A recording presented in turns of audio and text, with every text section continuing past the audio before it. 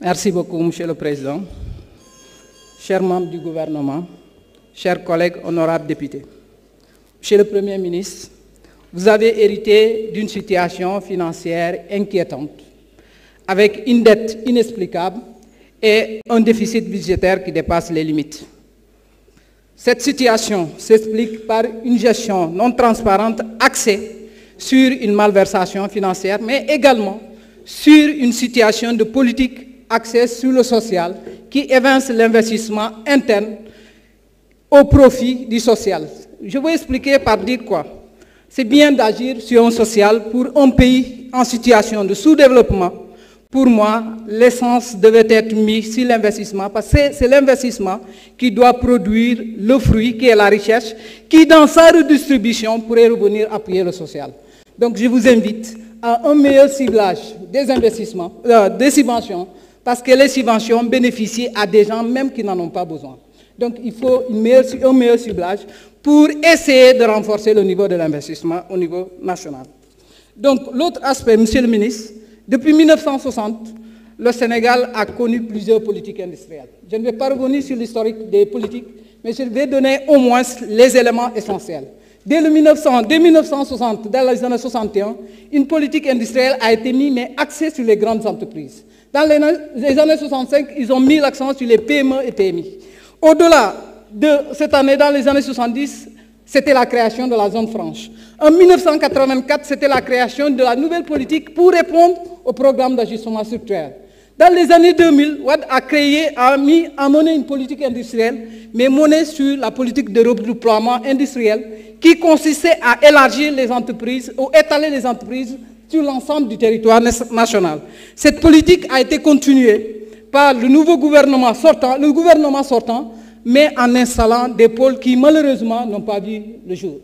Et si on constate bien, toutes ces politiques depuis 1960 à nos jours ont un seul objectif principal, c'est la substitution aux importations. Si de 1960 à nos jours, on a des politiques menées au Sénégal et que toutes ces politiques ont comme objectif substitution aux importations, cela montre à suffisant que ces résultats, que ces politiques n'ont pas obtenu ou n'ont pas atteint les résultats escomptés. Donc pour moi, il est important de parer à cette situation. En quoi faisant? En ouvrant le secteur agricole aux investisseurs étrangers, internationaux ou nationaux, mais en restant dans des critères fermes où on va développer la transformation structurelle sur place de tous les produits en développant des chaînes alimentaires complètes.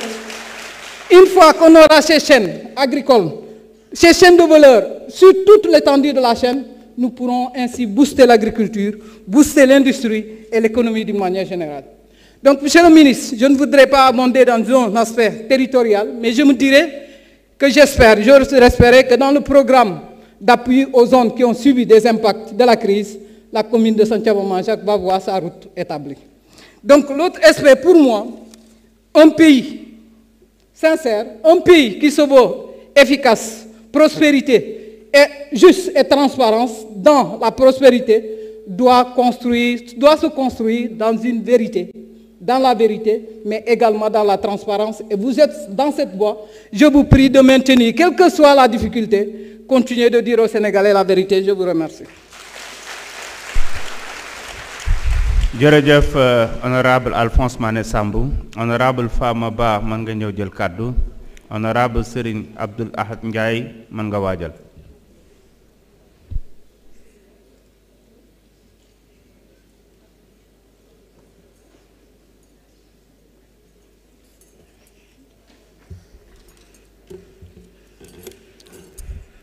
أعوذ بالله من الشيطان الرجيم بسم الله الرحمن الرحيم السلام عليكم ورحمة الله monsieur le président السلام عليكم ورحمة الله monsieur le premier ministre chers membres du gouvernement honorables députés chers invités ñun dañuy sant yàlla tey bi nga xam ne yàlla moo ñu fi indiwaat tey ñu mën a taxaw ba mën a wéyal lii nga xam ne muy le programme Sénégal Horizon 2050 di jaajëfal sénégalais yépp surtout ndaw Sénégal ñi nga xam ne ñoo ci ñàkk seen bakkan di jaajëfal seen famille di leen massaw di massaw tamit famille Ousmane Sonko di massaw bépp sénégalais bi nga xam ne tey yaa ngi fii taxaw muy ñi nga xam ne ñàkk nañ ci seen peut-être ñàkkante ak seen ay waajur ñàkkante seen ay yaay ñàkkante ak seen soxna wala ak seen borom kër di leen baaluwaat ak di sant yàlla di wax vraiment monsieur le président monsieur le premier ministre je plaide pour une révision de notre politique d'endettement afin de donner une priorité aux projets à forte valeur ajoutée et à long terme ndax bor yi bëri nañ metti nañ ci Sénégal ñu ne la même liir boo xam ne ñi soog a judd yan nañ ko bor boo xam ne xamuñu fan lañ koy fayee ëllëg ndax ñi fi nekkoon ñooñu ko teg di remercier la jeunesse encore une fois ndax bu du woon ak yéen tey dara du mën a taxaw di ñëw léegi monsieur le président ñun en tant que ndawi askan wi nga xam ne ñun ñoo war a saytu bépp dërëm boo xam ne war nañ ko dugal dépenser ko mu war a dugg ci suñu askan dugg ci njaboot gi ñu war a xool ndax lii war naa mën a suqale suñu doomu réew kon tey dañu war a taxaw fii ni di ñaan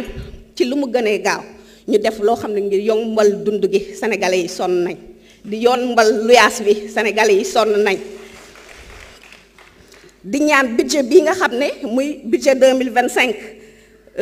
monsieur le premier ministre ñu ngi lay ñaan yow ak sa membre du gouvernement avec ñu impliquer toute la population avec sa composition ñu créer un cadre de concertation boo xam ne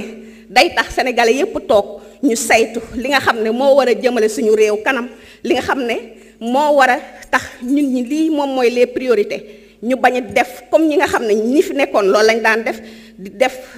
affaire da yaama neex di joxe xaalis bi nu mu leen neexee di yaataa yimbe loolu moo fi war a jeex ñu war a commencer ci loo xam ne muy les investissements productifs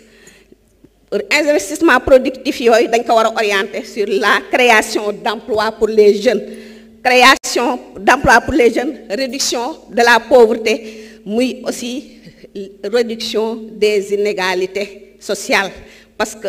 monsieur le premier ministre xam nga ne instant bi képp koo xam ne yaa ngi fayeeku di enseignant wala nga nekk koo xam ne décisionnaire nga kenn yamalewu la ak sa morom ñi nga xam ne ñooy les yeneen salariés te ça c'est pas normal ça c'est de l'injustice benn salarié décisionnaire boo xam ne il se retrouve avec 60 000 francs à la fin de sa retraite loolu c'est pas normal parce que moom ki nga xam ne moom mooy beneen jàngalekat bi nga xam ne dañ ne fonctionnaire la alors que ñoo nekk di liggéeyandoo même liggéey kon même traitement la ñu war a am kon ñu bàyyi loolu xel ñu dindi li nga xam ne mooy injustice boobu ñu teg jàngalekat yi surtout les décisionnaires travailleurs GDS ñi nga xam ne dañ ne woon dañ leen di dàq nañ ci wax parce que day tax keneen ku jóg créer entreprise am bu la neexee nga dóor bu la neexee nga bale après loolu dafa war a jeex. merci beaucoup honorable député. waa di wax ne rek bu ñu mënee bàyyi wala wàññi tàccu yeeg yu ni mel ndax règlement intérieur bi tamit ñu bàyyi ci xel daal leneen li ci des mooy tamit ñu góorgóorlu tuuti ci wax monsieur le premier ministre ñee ngi naan monsieur le ministre ñi naan monsieur le